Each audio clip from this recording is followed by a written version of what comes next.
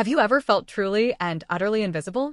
Not just overlooked, but as if you were a ghost, a silent specter moving through a world that refuses to acknowledge your existence?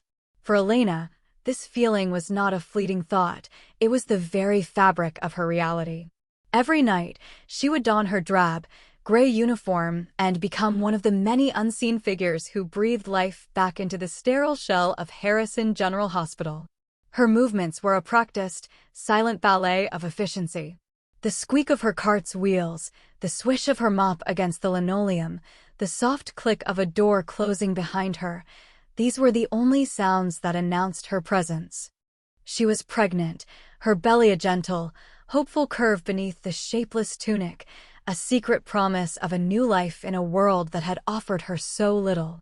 She worked with a quiet, fierce diligence, her hands, though chapped and weary, moving with a grace that belied her role. She was saving every penny, building a tiny fortress of security for the son she would soon hold in her arms. In the daylight world, Elena had been a person with dreams. Back in her homeland, she had been on a path to becoming a chef, her hands destined to create, to nourish, to bring joy. But circumstances, cruel and unyielding, had stripped that future away, leaving her with only the ghost of that dream and the harsh reality of survival in a new country. Now, her stage was not a bustling kitchen, but the deserted hospital cafeteria after midnight. As she wiped down the cold, stainless steel counters, her eyes would drift to the massive, dormant kitchen beyond the shuttered serving line. She saw the gleaming stoves, the silent mixers, the rows of untouched pots and pans. A deep, familiar ache would settle in her chest, a longing for the heat, the clatter, the symphony of creation. She was a virtuoso without an instrument, an artist without a canvas, a cleaner in a place that desperately needed her hidden gift, yet was utterly blind to it. Her invisibility was her shield, but it was also her cage, and she polished its bars every single night. Mr. Alastair Harrison, the CEO of Harrison General, also felt invisible, but in a starkly different way. He sat under the fluorescent glare of the executive boardroom, the polished mahogany table reflecting his own strained and exhausted face. He was surrounded by people, by the stern-faced members of the board, yet he felt profoundly alone. They didn't see him. They saw a title, a position, a single data point responsible for the hospital's declining reputation. The presentation slide glowed with damning red charts. Patient satisfaction scores had plummeted. And the chief complaint, the one scrawled in angry letters on survey after survey, was the food.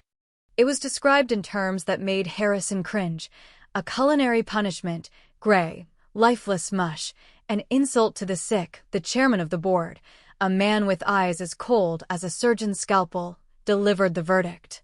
Alastair, this is more than just about bad food. It's about a lack of care. It permeates everything. Fix it. Fix it now. Or we will bring in an outside consultancy. And you know what they do. They don't just change the menu. They gut the entire operation. Starting from the top, the threat was clear, hanging in the air like antiseptic. Frustration coiled in Harrison's gut. He had poured his life into this hospital, sacrificing relationships, sleep, and his own well-being. And for what? To be brought down by lukewarm soup and rubbery chicken? He felt a chasm widening between his intentions and the reality of the patient experience. After the meeting, he couldn't bear the thought of his silent, opulent office. He needed air, he needed space. He needed to feel connected to the institution he was supposedly leading. He bypassed the executive elevator and began to walk, his expensive leather shoes echoing in the deserted corridors of the night hospital, an alien landscape he had almost forgotten existed. He was a king wandering through a forgotten corner of his own kingdom, completely unaware of the hidden gem he was about to discover. As Alastair Harrison walked, the silence of the hospital at night began to work on him, amplifying his sense of failure. The gleaming floors reflected his solitary figure, a man in a bespoke suit lost in a sea of sterile white. He passed darkened patient rooms, the rhythmic beeping of machines the only sign of the life-and-death struggles happening within. This was his world, yet it felt utterly foreign. He rounded a corner into the main cafeteria, a cavernous space that was loud and chaotic by day, but now stood empty and forlorn. The lingering smell of disinfectant and yesterday's boiled vegetables hung in the air, a testament to the very problem he was tasked with solving. He sighed, rubbing his temples. And then, something cut through the chemical staleness. A scent. It was faint at first, but it grew stronger as he walked further in. It wasn't the bland, industrial smell of the hospital kitchen. This was something else entirely. It was warm, aromatic, complex. It smelled of roasted garlic, of toasted spices, of something deeply and genuinely comforting. It was a scent that didn't just speak to the senses. It spoke to memory, to a feeling of being cared for. Intrigued, almost hypnotized, Harrison followed the aroma like a trail. It led him away from the main cafeteria, down a short, unmarked hallway to a small door propped open with a rubber wedge. The sign on it read Custodial Staff Break Room. He peered through the opening. The room was tiny, furnished with a few mismatched chairs and a table. And there, sitting alone under a single buzzing fluorescent light, was a pregnant cleaner. It was Elena. She was unaware of his presence, her focus entirely on the simple meal she was eating from a plastic container. It was nothing extravagant: rice, beans, some chopped vegetables, a simple piece of chicken, but the steam rising from it carried the heavenly aroma that had drawn him there. He watched, unseen, as she took a bite, her eyes closing for a brief moment in simple, unadulterated pleasure. In that instant, Harrison saw more satisfaction on her face than he had seen on any patient's in months. He, the CEO, with access to the finest restaurants in the city, felt a pang of envy for that humble, incredible-smelling meal. He backed away silently, a strange and powerful idea beginning to form in his weary mind. The next evening, Elena arrived for her shift feeling a knot of anxiety in her stomach. The baby was kicking, a constant reminder of the precious life she was responsible for. She couldn't afford any trouble. But trouble found her in the form of Brenda, the head of facilities management. Brenda stood with her arms crossed, her lips a thin, disapproving line, blocking the entrance to the locker room. "Elena," she said, her voice sharp and devoid of warmth. "We need to have a word." She led Elena to her small, cluttered office. On the desk was a formal complaint slip. "I've had a report," Brenda began, tapping the paper with a manicured nail, "about unauthorized cooking on hospital property. Pungent smells emanating from the custodial break room." Elena's heart sank. She thought of her simple meal, the one small joy in her long, grueling night. "It was just my dinner," she whispered, her voice barely audible. "I warmed it in the microwave." Brenda leaned forward, her expression a mixture of pity and contempt. "Elena, this isn't a restaurant. This is a hospital. There are rules. Rules about odors, about using equipment. You're a cleaner. Your job is to remove messes, not make them." The words stung, each one a tiny, sharp jab at her dignity. "You need to remember your place," Brenda continued, her voice lowering into a conspiratorial, condescending tone. "Especially now." She glanced pointedly at Elena's stomach. "You have a lot to lose. This is a good, stable job. It would be a shame to lose it over something as silly as dinner." Fear, cold and sharp, pierced through Elena. This job was her lifeline. The thought of being jobless, weeks from giving birth, was terrifying. "I'm sorry," she said, her head bowed in submission. "It won't happen again.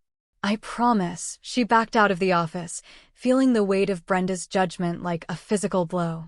She felt smaller, more invisible than ever before, a cog in a machine that had just been warned not to squeak. Alistair Harrison could not shake the memory of the scent from the cleaner's break room. It haunted him. The next morning, he sat in his executive dining room for a tasting session with his head chef, Jean-Pierre, a man whose formidable reputation was matched only by his ego. Before him lay a deconstructed fish stew, a foam of something unidentifiable, and a smear of green puree. It was visually stunning, technically flawless, and completely, utterly soulless. It tasted of nothing. Harrison pushed the plate away, the frustration from the previous night boiling over. "This is what's wrong," he exclaimed, his voice louder than he intended. This is food for the eyes, not for the soul. It has no heart, Jean-Pierre. No passion. The chef drew himself up, deeply offended. Monsieur Harrison, this is a Michelin-level technique. I don't care about Michelin stars. Harrison shot back, standing up and pacing. I care about making a sick person feel cared for. Last night, I walked through this hospital, and I smelled something. It came from a cleaner's simple dinner. It was just rice and beans, I think. But it smelled like home. It smelled like someone gave a damn. Why can't you do that? Jean-Pierre was aghast, speechless at the insult of being compared to a janitor. Harrison, fueled by a desperate, unconventional energy, knew what he had to do. He left the fuming chef and went straight to the Human Resources Department. I need the roster for last night's custodial staff, he demanded. The HR manager, taken aback, directed him to facilities management. He found Brenda in her office, a fortress of paperwork and procedure. When he asked for the information, she looked at him as if he'd grown a second head. The cleaning staff roster, Mr. Harrison? May I ask why? Her tone was polite but firm, a clear defense of her territory. I need to speak with one of them. Is there a problem? A complaint? I can handle it for you, she offered, her words a clear attempt to keep him, the CEO, from sullying himself with lower-level staff issues. She was a gatekeeper, protecting the established order, and Harrison realized with a jolt that she was part of the problem. Harrison felt a surge of impatience. He was the CEO of this hospital, and he was being stonewalled by a mid-level manager over a simple request. He looked at Brenda, truly seeing her for the first time, not as a manager, but as a wall. Brenda, he said, his voice quiet but laced with an authority he rarely used. This is not a request I need you to handle. It is a request I need you to fulfill. Now, Brenda's bureaucratic confidence faltered. She quickly printed the list and handed it to him, her eyes filled with a mixture of confusion and resentment. Armed with the roster, Harrison waited until nightfall. He found Elena in a quiet corridor on the pediatric wing, carefully polishing a glass partition until it gleamed. She looked up as he approached, and her eyes widened in terror. The CEO. Here. Coming for her. Her mind raced. It was about the food. Brenda had reported her. She was going to be fired on the spot. Her hand, holding the cleaning cloth, began to tremble. Elena, Harrison said, his voice softer than she expected. He had seen the fear flash across her face and instantly regretted his direct approach. He decided to change tactics. I just wanted to thank you, he started, searching for the right words. I walk these halls and I see the work you do. The care you take. It matters. A clean space. It helps people heal. Elena was stunned into silence. She had expected a reprimand, not a compliment. She could only nod, her throat too tight to speak. He took a small step closer. I was in the cafeteria last night, he said gently. And I have to ask, what were you eating? The aroma was, well, it was wonderful. A deep blush spread across Elena's cheeks. The fear returned, mixed with a profound sense of embarrassment. Oh, sir, I am so sorry, she stammered, the words tumbling out. Brenda, I mean, my supervisor, she spoke to me. It will never happen again. Harrison held up a hand, cutting her off. No, he said, his voice firm but kind. Please do not apologize. Do not ever apologize for that. What I smelled was the first honest, caring thing I have encountered in this hospital in years. Elena looked up at him, her fear slowly being replaced by utter confusion. The most powerful man in the hospital wasn't angry. He was grateful. In the sterile, silent hallway, under the watchful gaze of cartoon animals painted on the pediatric ward walls, Alastair Harrison made the most unconventional business proposal of his life. I want you to cook for me, he said, the words sounding even crazier out loud. Elena stared at him, certain she had misheard. Sir, one meal, he clarified, his eyes earnest. That's all I ask. Cook one meal, just for me. Whatever you want to make. I'll pay for all the ingredients, of course. You can have full access to the executive kitchen after your shift tonight. It's state-of-the-art. No one will be there. Elena's mind was reeling. It was an impossible request. She shook her head, taking a step back. Mr. Harrison, I can't. I'm not a chef. I'm a cleaner. The words came out as a painful confession, an admission of her station. I know you're a cleaner, he replied, his gaze unwavering. I have a chef. I have a whole team of them. They have degrees and awards and tall white hats. And they cook food with no soul. He leaned in slightly, his voice dropping. Elena, I don't need another chef. I need someone who understands what it means to put care into something. I tasted it in the air last night. Please, he wasn't just asking. He was pleading. He was a man drowning, and he believed she held a life raft. A long dormant spark flickered within Elena. The dream she had buried so deep it had almost fossilized. The kitchen. The chance to create. It was terrifying, but it was also a siren song.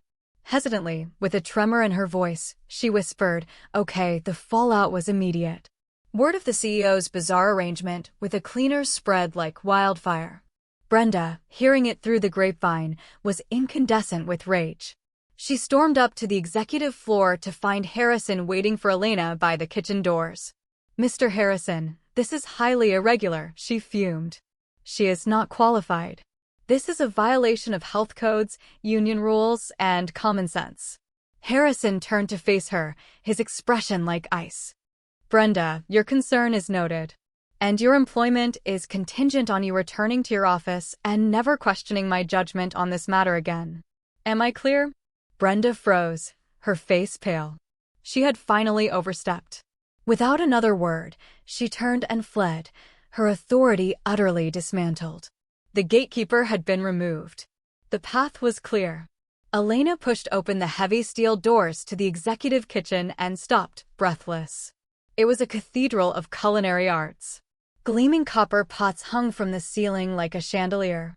The stainless steel counters stretched out, vast and immaculate.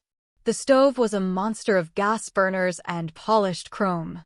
It was a world away from her tiny, cramped apartment kitchen with its two wobbly electric rings. For a moment, fear threatened to swallow her whole. She felt like an imposter, a fraud. Who was she to be in a place like this? Then, she took a deep breath, the sterile air filling her lungs, and she remembered Harrison's words. "I need someone who understands what it means to care." She wasn't here to be a five-star chef. She was here to be herself.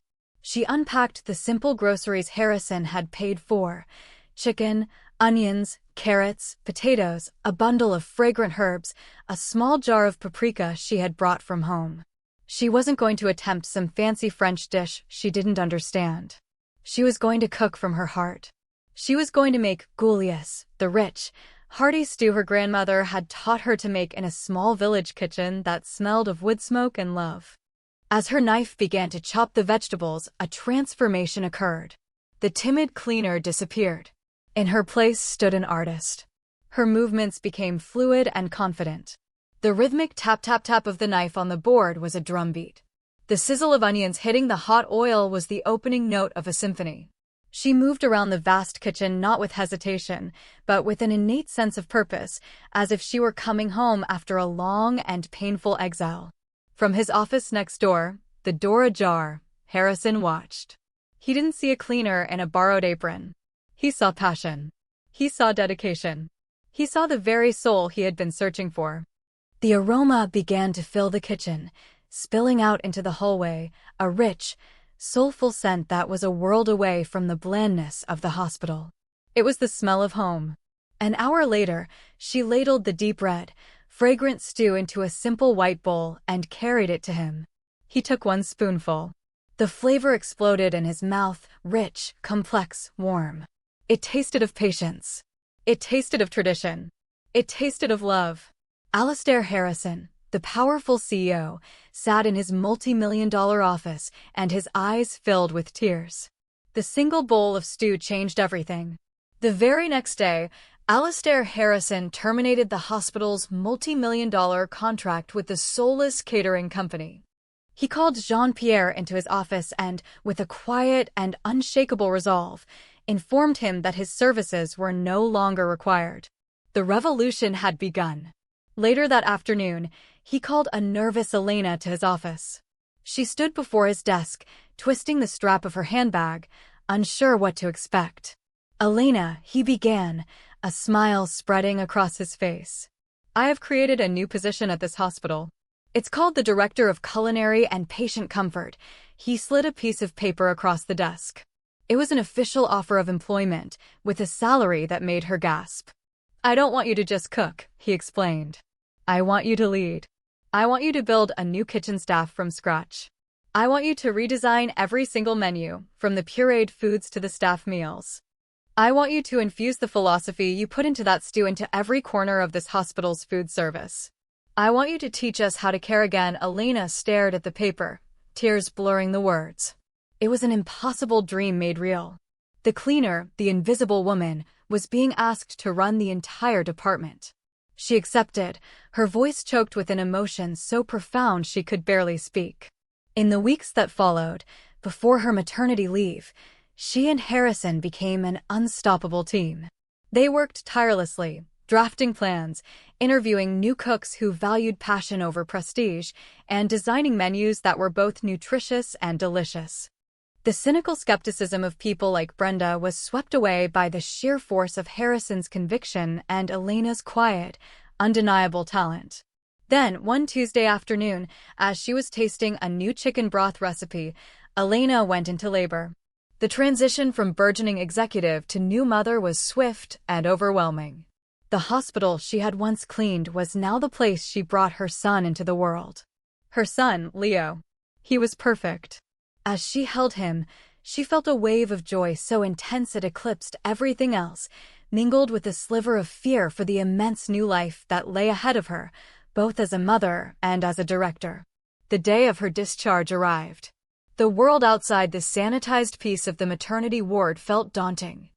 Elena, dressed in her own clothes for the first time in days, cradled the tiny, sleeping bundle of her son, Leo, against her chest.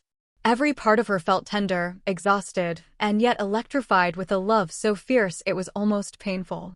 Her husband was meeting her at home, having had to go to his own job, so she planned to take a taxi. She walked slowly, carefully, down the familiar corridors she had once mopped, past faces that now smiled at her with recognition and respect. She was no longer a ghost. She pushed through the main glass doors, the city air hitting her face. She blinked in the bright sunlight, scanning the curb for an available cab. And then she froze. Parked directly in front of the entrance, in the spot reserved for the hospital CEO, was her own car. It was a 15-year-old sedan, dented and faded, a relic of her former life. And sitting in the driver's seat, looking completely at ease, was Alistair Harrison. He saw her and a warm, genuine smile lit up his face. He got out of the car, the sunlight glinting off the keys in his hand, and walked around to open the rear passenger door for her as a chauffeur would. Elena was speechless, her mind unable to process the scene. "Mr. Harrison," she managed to whisper. "What are you doing?" He chuckled, his eyes crinkling at the corners. "Alistair," he corrected her gently. "And I couldn't very well have our new Director of Culinary and Patient Comfort taking a taxi home on her first day of motherhood, could I? Your new company car is being detailed as we speak. But for today, I thought I'd be your driver." He gestured to the open door and the brand new, top-of-the-line baby seat installed securely inside. "Welcome to the family, Elena," he said, his voice thick with sincerity. You and Leo in that moment, standing on the pavement with her son in her arms, Elena understood. This wasn't just about a job. It was about being seen. It was about being valued not for a title or a uniform, but for the gift she held inside her. True worth is so often hidden in the last places we think to look. It's not found in fancy resumes or expensive suits, but in the quiet dignity of a job well done, in the passion of a forgotten dream, in the simple, profound act of caring. To find it, all we have to do is open our eyes and look past the surface. Share this story with someone who needs to be reminded that every single person has a hidden gift, just waiting to be discovered. What incredible potential might you unlock in someone today, just by choosing to truly see them?